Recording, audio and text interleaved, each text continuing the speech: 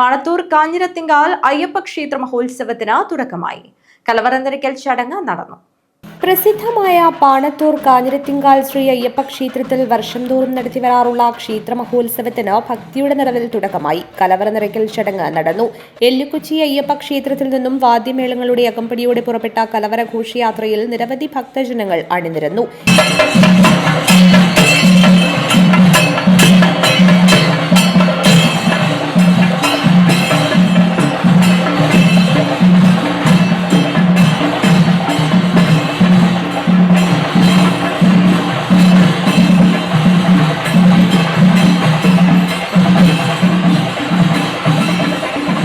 ചെമ്പേരി, മാവുങ്കൽ, തെക്കുഭാഗം പ്രദേശത്തു നിന്നുമുള്ളവർ ഘോഷയാത്രയിൽ പങ്കെടുത്തു.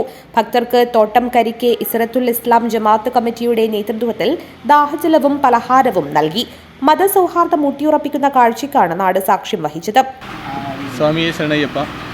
എല്ലാ വർഷവും പാണത്തൂർ കാഞ്ഞിരത്തിങ്കാൽ ശ്രീ അയ്യപ്പ ക്ഷേത്രത്തിൽ നടക്കുന്ന ഉത്സവത്തിന് എല്ലുകൊച്ചി അയ്യപ്പ ക്ഷേത്രത്തിൽ തുടങ്ങുന്ന കലവറയ്ക്ക് തോട്ടത്തിലെത്തുമ്പോൾ ഇവിടുത്തെ ഒരു മത സൗഹാർദ്ദത്തിൻ്റെ പ്രതീകമായി തോട്ടം ജമാഅത്ത് കമ്മിറ്റിയുടെ ഭാരവാഹികൾ എല്ലാ വർഷവും കലവറ ഘോഷയാത്രയിലുള്ള സ്വാമിമാർക്കും അതിലുള്ള കലവറ എടുക്കുന്ന സ്ത്രീകൾക്കും ജ്യൂസ്, അതേപോലെ പഴങ്ങൾ, അതേപോലെ ഭക്ഷണ പദാർത്ഥങ്ങൾ നൽകാറുണ്ട്. അതും ഈ വർഷവും അതേപോലെ ആ കമ്മിറ്റി അത് ചെയ്യുന്നുണ്ട്.